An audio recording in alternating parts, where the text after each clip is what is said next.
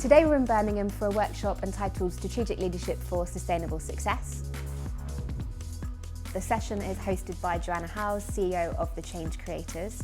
The main thing I want people to take out today is firstly that they found it interesting and useful, and that they've just find something to take back to the office to think about working on the business rather than being in the detail of the business.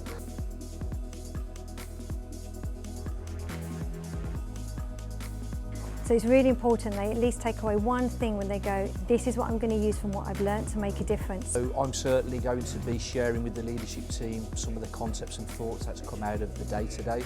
I'm probably going to be spending some time with them thinking about them and how we can develop them and their understanding of some of these concepts.